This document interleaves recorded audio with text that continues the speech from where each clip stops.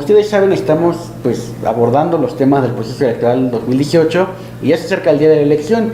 Hemos convocado a los diferentes protagonistas o participantes de las campañas políticas y como ustedes saben, no sé por qué nada más de un lado sí nos han aceptado por la oportunidad de conversar, lo cual les agradecemos enormemente. Gracias. Aquí estuvo la coordinadora de la campaña de Andrés Manuel y ahora está el doctor Jaime Cárdenas para hablar precisamente de estos temas que son importantes igual en la elección, lo controvertido que hay, lo que se suena de fraude o no fraude, en fin, todo lo que conlleva a esta campaña. Y yo le agradezco que nos vuelva a aceptar la entrevista. ¿Cómo está? No, muy bien, muchas gracias, muy amable por la entrevista, con mucho gusto de estar nuevamente con ustedes. Y sí vale la pena, ¿no?, lo que tú comentas acerca de las posibilidades de fraude electoral, porque ese es un tema que desgraciadamente ni en la vida política del país, ni en nuestra cultura política, ni en nuestro imaginario hemos superado.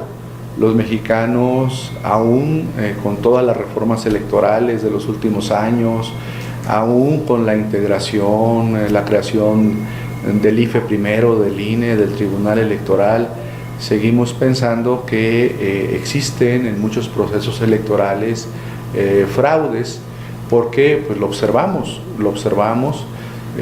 vemos por ejemplo cómo en zonas rurales, en zonas marginadas, llegan los operadores de distintos partidos para comprar los votos. Vemos por ejemplo cómo se manipulan los programas sociales. Nos preocupa también cómo están compuestos e integrados los órganos electorales, porque esas designaciones de consejeros o de magistrados pues dependieron sobre todo de la influencia de los partidos formalmente mayoritarios, del PRI, del PAN y en menor medida del PRD. Entonces el fantasma o la preocupación por el fraude, yo creo que es un tema que debemos tomar con seriedad. O sea, más que un fantasma, es un tema que no se puede descartar a la ligera y decir ahora no va a haber fraude, como en las encuestas electorales Andrés Manuel lleva 20 puntos de ventaja, no se van a atrever al fraude. Por supuesto que se van a atrever y lo están realizando, ¿no? Hemos recibido, por ejemplo, y se han presentado ya quejas electorales, informaciones en distintos estados de la República, por ejemplo en el estado de Veracruz, en donde el gobierno local ha entregado tarjetas Chedraui a las personas para comprar votos. También hemos conocido información de cómo, por ejemplo, se han adelantado las prestaciones o los pagos de programas como Progresa, ¿no? Y yo, por ejemplo, hasta tengo ahí un dato directo. Hay una persona que nos ayuda en la casa y hace unos días le dijo a mi esposa que tenía que ir a su pueblo porque le iban a adelantar el Progresa. Entonces eso significa que el gobierno federal está repartiendo, y los gobiernos estatales y municipales que cuentan con programas sociales están repartiendo recursos a diestra y siniestra con el propósito de influir en los resultados electorales, de comprar el voto.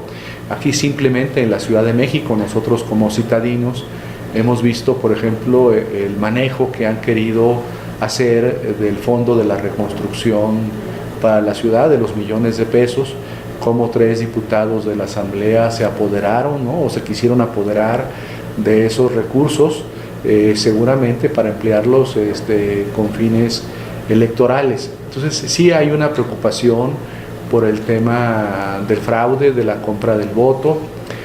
Tenemos presente lo que ocurrió en la elección del 2012, bueno, desde el 2006, pero recientemente en 2012, en 2015, las elecciones en el Estado de México y en Coahuila del 2017, en donde era claro cómo había más participación ciudadana en casillas rurales que en las casillas urbanas, y cómo la diferencia de votación en la casilla rural es superior entre el primero y el segundo lugar a 6-7 puntos por ciento, diferencia que por ejemplo no existe en las casillas urbanas. Si tú te preguntas, si haces un estudio electoral con datos oficiales del INE, ¿por qué ganó por ejemplo Del Mazo la elección en el Estado de México? Pues yo te puedo contestar, y con datos del propio INE, que fueron 4 distritos del Estado de México, preponderantemente rurales, en donde la diferencia entre Del Mazo y la maestra Delfina pues fue superior a los 6-7 puntos porcentuales, y eso fue lo que determinó el resultado electoral. Entonces ese tipo de cuestiones nos preocupan. También nos preocupa el poder de operación política que tiene el PRI. Un priista me habló del estado de Oaxaca, me habló de la operación Pirámide, que es un esquema que tiene el PRI para tratar de cooptar, controlar, comprar a los capacitadores y asistentes del INE, y después comprar a los funcionarios de casilla o hasta a los propios representantes de otros partidos políticos. Es una operación política, una maquinaria electoral que partidos como el PRI tienen muy bien aceitada, y bueno, otros partidos también lo hacen en menor medida, el PAN tal vez en Veracruz, en fin, por el personaje que gobierna esa entidad, también tienen capacidad de operación política de ese tipo, ¿no? Entonces es un tema muy real que nos debe preocupar. En Morena, desde luego, no hay que lanzar las campanas al vuelo y decir ya Andrés Manuel tiene estos 20 puntos de diferencia, no hay que hacer nada. No, tenemos todavía mucho que hacer. Hay que lograr tener representantes en todas las casillas del país. Van a ser más de 150,000 casillas. Tenemos que tener un representante, por lo menos, en cada una de esas casillas. Esos representantes deben ser personas pues que no se vendan, que no se entreguen al mejor postor. Tenemos que lograr presentar las denuncias, las quejas ante la autoridad electoral, ante la FEPADE, aunque sabemos que también son autoridades en las que no podemos confiar mucho. No podemos dejar pasar por alto la posibilidad de plantear pues nuestras inconformidades con las irregularidades electorales que vayamos observando. Doctor, en ese sentido de lo que nos ha planteado, usted junto a otros integrantes de la campaña como Gabriela Cuevas y Germán Martínez están teniendo una participación importante. Le pediría que nos dijera a la audiencia cuál es el papel que ustedes están teniendo en ese tema de la campaña, de la elección y sobre todo en la vigilancia de la misma. Sí, bueno, Andrés Manuel López Obrador hace unas semanas nos dio una encomienda importante, inicialmente a 5 personas. Horacio Duarte, que es el representante de Morena en el INE, a Germán Martínez, a Gabriela Cuevas, al senador Martínez y a tu servidor, para que formáramos parte de un consejo asesor en auxilio a las tareas que realiza Morena en el INE, o sea, Horacio Duarte, pero también para ir divulgando, informando sobre las irregularidades que vamos encontrando en el proceso electoral, que tengamos conferencias de prensa, que informemos de esas irregularidades y que no dejemos pasar nada que nos parezca ilegal o ilícito por parte ya sea de las autoridades electorales o del resto de los partidos políticos. Nuestra tarea es estar apoyando en todo el trabajo de organización electoral, pero sobre todo de defensa del voto, ¿no? La defensa no solamente legal, sino la defensa mediática, la defensa social del voto a favor de Morena, de los candidatos de Morena y fundamentalmente de Andrés Manuel. Doctor, nos ha dicho las algunos ejemplos de prácticas de fraude que se hacen con los programas sociales, pero aquí también opinamos que una compañera, Katia Vite, dice o afirma, y le pregunto, la cito para que usted me comente si está de acuerdo o no y amplíe la opinión. Dice, bueno, aparte de estas maquinarias, también el fraude se da mediáticamente con algunos influencers, con algunos periodistas y comentaristas que de alguna manera su trabajo abona para desprestigiar o desacreditar el trabajo de un candidato o de varios, en este caso de Andrés Manuel. En ese sentido, ¿cómo combatir ese fraude que se da en los medios, que se da en las redes, para desprestigiar, en este caso puede ser tanto al candidato Andrés Manuel como al movimiento que es Morena? Pues yo creo que, bueno, eso también, desde luego, los medios de comunicación son muy importantes, las propias empresas encuestadoras, ¿no? Tú recordarás, por ejemplo, en el 2012, cuando hablaban de una gran diferencia en los resultados, en los estudios de opinión a favor de Peña, y cómo la realidad fue totalmente distinta. Desde luego ahora en los medios, por ejemplo, observamos con preocupación cómo algunos medios tratan de dar a entender a la sociedad que la diferencia entre el primero y el segundo lugar no será muy grande, que la elección será competida. Recientemente una empresa encuestadora, GEAISA, habla de una diferencia de 5%. Pues, hubo declaraciones también del presidente del INE hablando de que él como presidente del INE va a dar a conocer los resultados de los conteos rápidos, a pesar de que exista una diferencia pequeña entre el primero y el segundo lugar. Entonces sí, en los medios de comunicación existe en este momento una tendencia a plantear que se tratará de un proceso electoral, de una campaña muy competida, donde la diferencia será mínima entre el candidato triunfador y los candidatos, bueno, por lo menos el segundo lugar perdedor.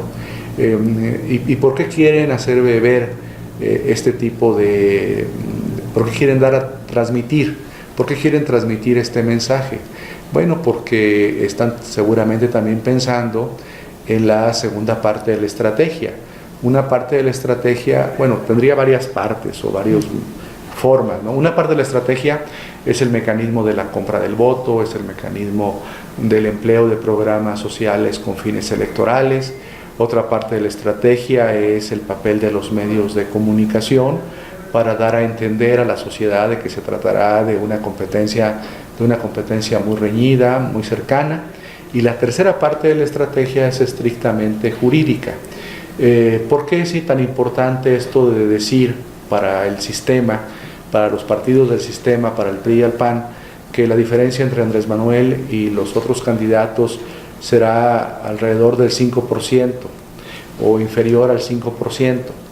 Bueno, porque la Constitución, como sabes, se reformó en el año 2014 y ahora existen 3 causales de nulidad electoral que señalan que puede haber nulidad de una elección, incluyendo la presidencial, cuando la diferencia entre el primero y el segundo lugar es menor al 5%, si se dan alguna de las 3 siguientes causales: que haya habido compra o adquisición de tiempos en radio y televisión, o que se hayan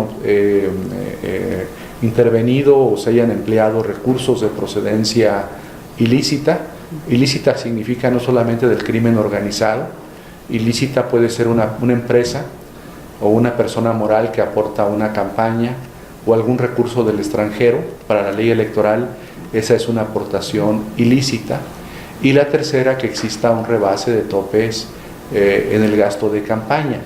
Entonces yo creo que están apostando a una estrategia muy compleja que involucra a todos estos elementos.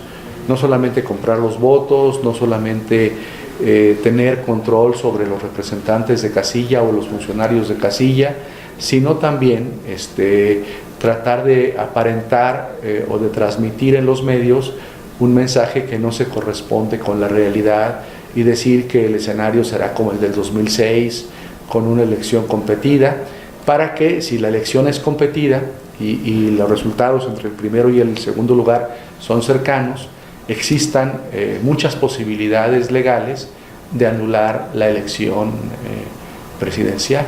Entonces es todo un esquema, todo un plan diseñado desde las oficinas del PRI, desde las oficinas del gobierno federal, que nos preocupa y que hay que denunciar. ¿Qué hacer contra esta información de los medios? Bueno, pues yo creo que ahí está la tarea de las redes sociales. Por ejemplo, yo diría, ante eso que dicen de que la diferencia entre Andrés Manuel y Anaya, por ejemplo, es del 5%, pues que vean, por ejemplo, las fotos, los videos de los mítines que tuvo ayer Andrés Manuel en el estado de Hidalgo, en Huejutla y en la Huasteca Potosina, en donde esos mítines estaban atiborrados. O la información, por ejemplo, de los mítines que hace algunos días se dieron en el estado de Puebla y de Oaxaca, en donde también encontramos una afluencia impresionante de personas hacia los mítines de Andrés Manuel López Obrador. Es decir, además, ¿cómo hacer creíble ese discurso de una diferencia de 5 puntos cuando consistentemente en todas las encuestas que no son pagadas por Morena, encuestas que son de empresas que no tienen nada que ver con Morena, pues informan de una ventaja muy grande entre López Obrador, Anaya y Mid? Doctor, déjeme regresarme a la parte de las estrategias, que me parece importante esto que menciona. Dice usted, y si no, corríjame. Hay 3 tipos de estrategia: la de comprar el voto, los programas sociales; la otra, la mediática, tratando de decir a la gente que la elección va a estar muy cerrada; y la otra parte, la jurídica. Y por lo que entendí, y si no, reitero, sí, corríjame, es unos partidos, ya mencionó cuáles, están tratando de apostarle a comprar votos y demás, y apostar también a los medios, pero si nada de eso funciona y el 1 de julio gana López Obrador, le pueden apostar a impugnar la elección, decir es que fue muy cerrada, es que hubo irregularidades en la campaña de Morena. Entonces, pues con un tribunal que en lo muy personal ha dado decisiones muy cuestionables como la del Bronco, decir, pues se anula la elección. ¿Ese escenario ven ustedes posible? Ese escenario puede ocurrir. Los órganos electorales en México, y esto hay que decirlo también, pues no tiene nada que ver con Morena, son órganos electorales cuyos titulares fueron designados por el PRI, por el PAN, en menor medida por el PRD. Se sabe, por ejemplo, hay 7 magistrados de la Sala Superior del Tribunal Electoral que son los que califican la elección presidencial. De esos 3 magistrados, 3 de ellos son incondicionales del PRI. Se dice que uno de ellos, señor que se llama Indalfer, fue propuesto por el PRD, pero a veces vota con los del PRI, y hay otros 2 que fueron promovidos por el PAN, en fin, pero ahí no hay nadie que haya sido promovido por Morena, ¿sí? Y el Tribunal Electoral pues ha dado muestra en últimas resoluciones, como la resolución del Bronco, por ejemplo, donde era aberrante otorgarle el registro como candidato independiente, a pesar de la falsificación de las firmas, de los respaldos, a pesar de que había personas muertas que respaldaban al Bronco en su candidatura independiente, miles de personas. A pesar de eso, el Tribunal Electoral falló para otorgarle el registro al Bronco como candidato independiente.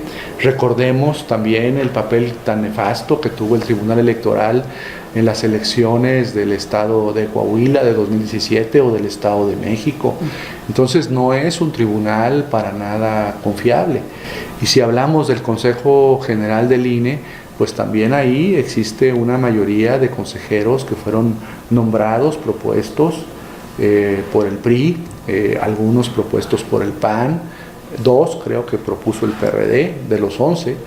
Entonces tampoco es una institución que nos garantice independencia, sobre todo, por ejemplo, cuando hay declaraciones como las de Lorenzo Córdoba diciendo que el resultado electoral va a ser muy cerrado y que él de todas maneras va a dar a conocer los datos del conteo rápido, ¿no? Entonces, sí, esa variable de los órganos electorales nos preocupa, porque Morena en los órganos electorales que se llaman administrativos como el INE, pues solamente tiene un representante con derecho a voz pero sin voto, y es una voz que generalmente pues es mayoriteada, es una voz que es acallada, es una voz que es asfixiada, es una voz a la que no se le dan posibilidades para pues desarrollar los planteamientos que nosotros queremos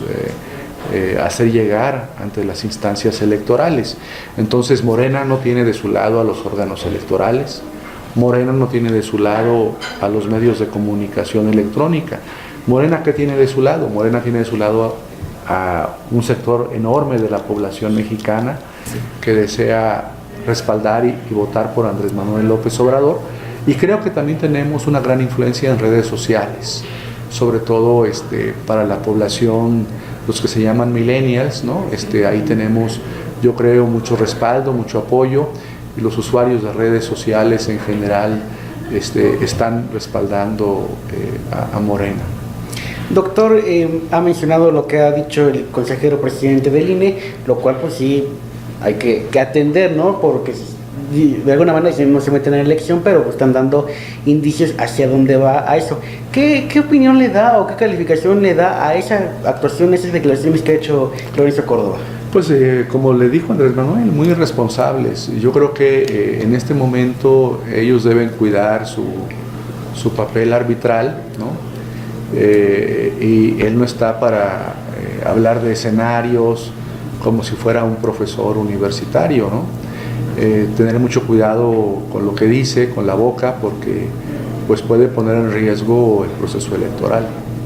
¿Usted así lo ve? Yo así lo veo. Un irresponsable en la lectura más benigna, en una lectura maligna, pues podemos entender que hasta igual lo mandaron, ¿no? Los del gobierno o los del PRI para que dijera eso. Doctor, uno esperaría o pensaría que el 1 de julio, si gana Andrés Manuel López Obrador la presidencia, estos escenarios que usted nos dice de un tribunal, pues, digamos, con ciertas tendencias o conflicto de interés que se puede ver ahí, ¿no? Lo mencionado con el PRI o con el PAN, o un INE también que no es lo que se esperaría, pues cambiar ese escenario, ¿no? Cambiar ese escenario. Y me gustaría preguntarle, este canal es para jóvenes y pues yo creo que es el interés esto, preguntarles, nos encantaría preguntarles a los demás, pero pues no quieren hablar, entonces bueno, lo haremos con usted nada más. Doctor, ¿por qué le diría a los jóvenes que López Obrador es la opción para el 1 de julio y qué elementos los jóvenes pueden tener para decir estos escenarios de conflicto de interés de un tribunal o de un INE que está, pues que no da la certeza en términos democráticos, va a cambiar cuando López Obrador gane la presidencia? Bueno, López Obrador, yo no voy a descubrir el hilo negro, ¿no? ni inventar el agua tibia, pero López Obrador desde luego es el mejor candidato, porque es el candidato que es más cercano al pueblo. Te voy a contar una anécdota. Venga. Que un amigo me refirió. Él es estudiante en Nueva York, está haciendo su doctorado en ciencia política, y me dice que hacia su universidad hay un señor de Puebla, mexicano, que tiene su puesto de tamales y de atole, y entonces los estudiantes latinoamericanos pues se paran con él a comprar su tamal o tomarse su atole, en fin, antes de entrar a la universidad. Y entonces mi amigo ha hecho amistad con este señor que vende tamales y atole en Nueva York, cerca de la Universidad de Nueva York, que es donde estudia mi amigo, que es una universidad pública, y le preguntó el día posterior al debate, al primer debate: oiga, don fulano, ¿usted vio el debate? Y le dijo: mire, joven, yo para qué quiero ver el debate si de esos candidatos a la presidencia yo solamente encuentro que hay un mexicano. Solamente hay un mexicano, los demás para mí no son mexicanos, porque no defienden los intereses de los mexicanos ni del país. Eso le contestó a mi amigo, el estudiante del doctorado en ciencia política, el señor que vende tamales y atole en una plaza cercana a la Universidad de Nueva York, en esa ciudad de Nueva York, en Manhattan. Bueno, yo lo que les podría decir es que Andrés Manuel es un candidato mexicano. Eso no significa que sea un nacionalista a ultranza, que no tenga una visión global de la realidad planetaria. Él desde luego está a favor de los procesos de globalización, cuando esos procesos de globalización tienen un origen de abajo hacia arriba, que no son impuestos por las élites económicas o políticas, que Andrés Manuel López Obrador es un candidato honesto, ¿no? Yo creo que es el único candidato honesto de los candidatos que están luchando por la presidencia de la República. Es una persona que vive con una gran austeridad. Pienso que su programa y su propuesta en materia anticorrupción es una propuesta real. Pienso también que es el único de todos los candidatos que tiene una propuesta social en materia de educación, en materia de empleo, para que no existan jóvenes ni adultos sin educación y sin trabajo en México, ¿no? Entonces yo creo que el gobierno de Andrés Manuel será un gobierno muy austero. Los altos funcionarios públicos no tendrán los privilegios que hoy tienen. No habrá ministros de la Suprema Corte ganando 600,000 pesos al mes, ni secretarios de Estado que ganan más de 200,000 pesos al mes, ni el presidente de la República tendrá esos ingresos, ni habrá pensiones millonarias para expresidentes. Es decir, habrá gran austeridad en el gobierno federal, en los gobiernos de los estados, en los municipios. Habrá un combate frontal a la corrupción, que es uno de los mayores males de nuestro país. Y desde luego Andrés Manuel está comprometido con la lucha en contra de la desigualdad y la pobreza, y sabe que las vías para enfrentar la desigualdad y la pobreza pues son el trabajo, la educación. Por eso en el proyecto alternativo de nación de Morena se pone un énfasis muy importante para que no exista joven en México sin acceso a la educación pública, sobre todo universitaria, y para que no haya joven sin empleo. Si se resuelven estos problemas, creo que los problemas, por ejemplo, de violencia, de inseguridad, pueden atenderse de una manera mucho más sencilla, ¿no? Porque el origen de la violencia en México y de la inseguridad es la ausencia de un estado del bienestar, ¿no? Como hay un estado del malestar, hay un estado de desigualdad donde millones de jóvenes no acceden a la educación pública, donde muchos jóvenes no tienen acceso al trabajo. Bueno, pues un camino fácil es vincularse a las bandas del crimen organizado o de la delincuencia común para sobrevivir. Entonces, en la medida en que el país tenga condiciones de vida más igualitarias, más justas, yo creo que los problemas de desigualdad, los problemas de violencia y de inseguridad se resolverán. Por eso creo que Andrés Manuel pues es el mejor candidato de todos. Y es el único candidato que es capaz de enfrentar las presiones de la potencia vecina de los Estados Unidos. Es el único capaz de enfrentar a Trump, ¿no? y sus bravatas. Es el único candidato capaz de defender la soberanía nacional. Doctor, hemos conversado con usted en otras ocasiones, lo cual siempre le agradeceremos, y lo hemos hecho en el Instituto de Investigaciones Jurídicas de la UNAM, de nuestra casa, porque sí, es universitario igual que nosotros, y en el camino me surgió la duda de preguntarle pues cómo ve el papel de la universidad en esta elección, porque hemos visto algunos momentos donde pues, la universidad como que su autonomía y su independencia y parcialidad queda un poco en entredicho de alguna facultad, de alguna entidad de la universidad, pero en general, ¿cómo ve en estos momentos a los universitarios, a la universidad propia en este proceso? Sí, bueno, la universidad son fundamentalmente sus estudiantes, sus trabajadores administrativos, y yo encuentro que en los estudiantes de la UNAM y en los trabajadores administrativos hay un gran respaldo hacia Andrés Manuel, hacia Morena. Otra cosa son las autoridades, las altas autoridades de la universidad, que pueden tener una postura distinta, pero entre la masa estudiantil, entre los estudiantes, entre el mayor número de profesores con los que yo he hablado, y eso que estoy en la Facultad de Derecho y en el Instituto de Investigaciones Jurídicas, que tienen fama de ser instituciones muy conservadoras dentro de la UNAM, aún en jurídicas, aún en la Facultad de Derecho, los estudiantes, muchos profesores, desde luego están respaldando a Morena, a Andrés Manuel, y bueno, desde luego ahí tenemos que hacer pues la exclusión, la diferenciación con el rector, con los directores, que es otra cosa, ¿no? Aunque algunos de ellos, de los directores, seguramente también estarán con Andrés Manuel López Obrador. Entonces se cogían aparte la comunidad, los estudiantes y las autoridades. Sí, una cosa son las autoridades y otra cosa es la comunidad estudiantil, que está con, no me cabe la menor duda, te digo, porque doy clases todas las semanas, hablo con mis estudiantes en la Facultad de Derecho, y esos estudiantes pues me han manifestado, ¿no?, tanto en clase como fuera de clase, que su opción es por López Obrador. También los profesores con los que he hablado, los investigadores de jurídicas, también me han manifestado ese respaldo a favor de Andrés Manuel. Doctor, para aterrizando, le pregunto, ¿hay riesgo de fraude en el 1 de julio?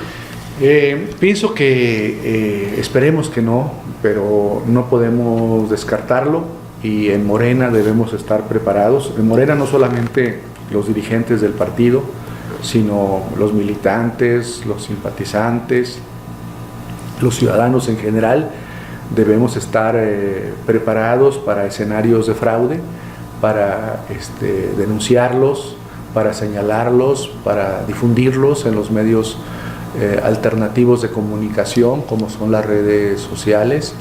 El fraude electoral, desgraciadamente, no se ha ido de nuestro país.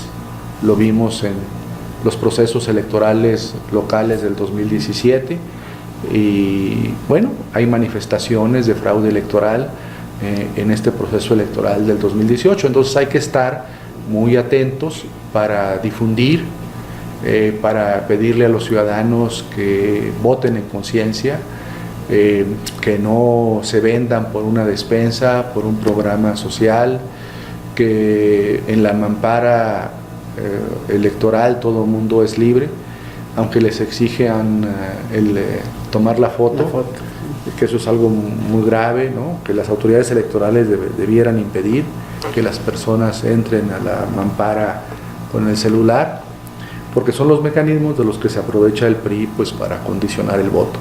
Pero bueno, yo creo que a pesar de eso, los ciudadanos deben actuar con convicción y no vender su voto por un plato de lentejas, ¿no? No vale la pena, porque vender el voto por un plato de lentejas es hipotecar el futuro de ellos y de sus hijos, ¿no?, y de las generaciones próximas, y no vale la pena, ¿no? México requiere un cambio, requiere pacificarse, requiere tener una estabilidad. Todo niño, todo joven tiene derecho a la educación, a estar bien vestido, a comer bien, a tener un futuro. Entonces ya no podemos seguir bajo el esquema de gobierno ni de partidos que ha propiciado una situación de desigualdad y de injusticia muy grande. Entonces, votar por los mismos de siempre, pues es votar por la desigualdad, por la pobreza, por la corrupción, y lo que nosotros queremos es cambiar todo ese esquema. Ni corrupción, ni desigualdad, ni pobreza, ni violencia. Doctor, quedan ya pocos días para el 1 de julio. Me gustaría conocer su opinión, su balance. ¿Cómo van a estar estos días? ¿Cómo deberían de ser la estrategia de Morena en los pocos días que queda para la elección? Sí, estamos a escasas 6 semanas del día de la elección.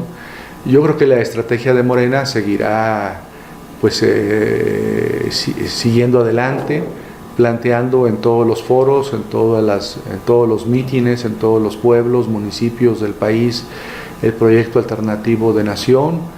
Andrés Manuel y los candidatos de Morena seguirán teniendo mucho éxito en las concentraciones populares, y los integrantes del equipo o del gabinete que ha designado Andrés Manuel pues estarán dando a conocer los proyectos de cada uno de ellos. Por ejemplo, hoy escuchaba en un programa de radio en la mañana a Esteban Moctezuma como encargado del proyecto educativo de Morena, hablando de la mal llamada reforma educativa y de la propuesta en materia educativa de Morena. Entonces yo creo que el papel de cada uno de los integrantes del gabinete y del equipo del gabinete de Andrés Manuel es estar dando a conocer el proyecto alternativo de nación, contestando las críticas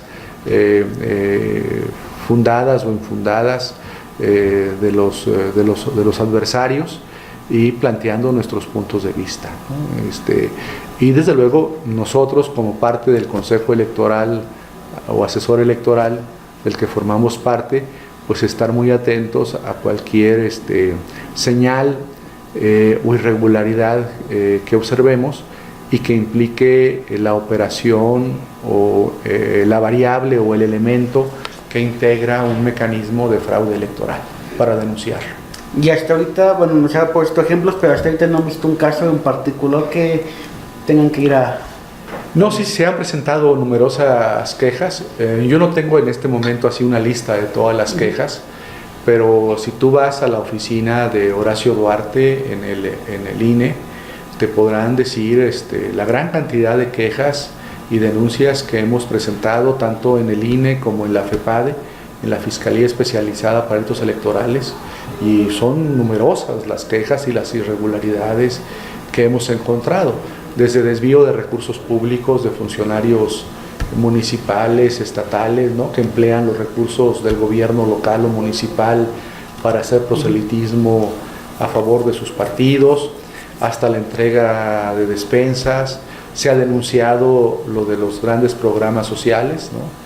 Lo de los programas sociales es muy preocupante. Hay cerca de 6,000 programas sociales a nivel federal, estatal y municipal en el país.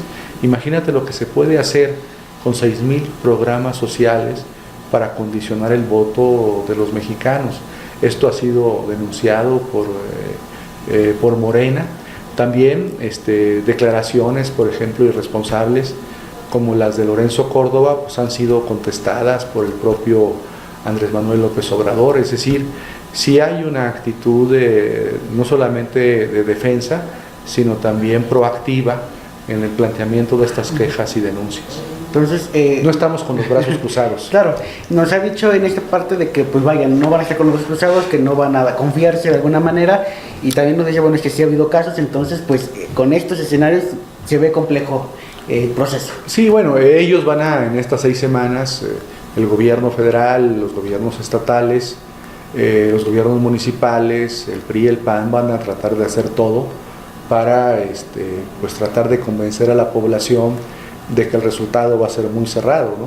Esa es la estrategia de ellos en las próximas semanas. La estrategia nuestra es demostrar que no va a haber resultados cerrados, ¿no?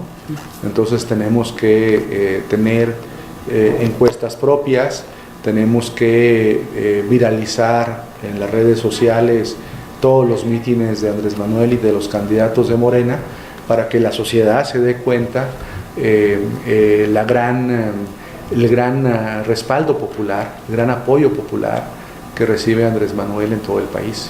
En todo el país. Doctor, en la entrevista hablamos del tribunal, que es lo que está ahí pasando, un poco del INE, pero también algo que llama la atención es la FEPADE. Hace poco fue el tema de Santiago Nieto que salió. Ese hecho pone en duda a la actuación de la FEPADE, lo deja débil ante esta elección. Pues yo creo que sí, quedó la FEPADE tocada, ¿no? Como sabe toda la población, el exfiscal Santiago Nieto fue destituido por el encargado del despacho de la Procuraduría, porque ni siquiera procurador es, con facultades muy dudosas, legales, para destituirlo por la investigación que estaba haciendo Santiago Nieto sobre el caso Odebrecht, ese caso de corrupción de esta empresa brasileña que pagaba sobornos en México a funcionarios de Pemex. Se supone que parte de esos recursos fueron a la campaña de Peña Nieto en 2012 y a otros candidatos fundamentalmente del PRI, aunque Odebrecht tuvo presencia en México desde el sexenio de Calderón. Entonces, por estar investigando esos hechos, el fiscal Santiago Nieto fue destituido. Y bueno, nombraron a un nuevo fiscal, pero yo creo que desde la destitución de Santiago Nieto, pues quedó claro el mensaje para el nuevo fiscal designado, ¿no?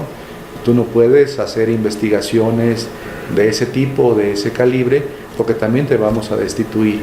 O sea, pues trata de llevar la oficina de la FEPADE, pero sin realizar muchos aspavientos, sin comprometerte con las investigaciones. Es un muy mal mensaje, ¿no? Con la destitución de Santiago Nieto yo creo que destruyeron a esa institución, a la FEPADE, la redujeron a nada, ¿no? Como dicen los españoles, se la cargaron. Se cargaron a la FEPADE con la destitución de Santiago Nieto. Doctor, yo le agradezco enormemente que nos haya regalado la oportunidad de conversar con usted. Y ahora sí, para cerrar, pues ya nos dijo por qué López Obrador era la opción, pero me gustaría reiterar la pregunta y que le dijera pues, a los millennials, que son los que mayoritariamente nos ve, ¿por qué el 1 de julio deben ir a las urnas? ¿Por qué los jóvenes deben de conocer las propuestas? ¿Y por qué López Obrador es la opción que requiere el país? Bueno, deben ir a las urnas, primero porque es una obligación ciudadana, porque van a estrenar muchos de ellos su credencial para votar, son ciudadanos, ejerzan sus derechos políticos, y desde luego yo no quiero imponer aquí que voten por Andrés Manuel. Yo lo que les pido es que se informen bien, que conozcan en las redes sociales, en la propia información oficial del INE, están las plataformas electorales de los partidos y de los candidatos. Yo soy un simpatizante, un militante de Morena, y creo que la mejor opción es Andrés Manuel. Ya lo comenté, porque creo que Andrés Manuel es el único que puede parar esta influencia indebida, incorrecta de Trump hacia el ser mexicano. Andrés Manuel es el único que puede defender la soberanía. Andrés Manuel, desde mi punto de vista, es el único que puede combatir la corrupción, la desigualdad, la pobreza, y es el que puede garantizar a miles, millones de millennials en este país oportunidades de empleo, oportunidades de educación. Yo por eso pienso que Andrés Manuel es la mejor opción. Él es del pueblo, se debe al pueblo, y el trabajo que va a realizar es en función de los intereses generales. Andrés Manuel no tiene vínculos con cúpulas económicas, nacionales o transnacionales, en donde él vaya a gobernar para esas cúpulas. Él va a gobernar fundamentalmente para el pueblo de México, para la sociedad y sobre todo para los jóvenes de este país.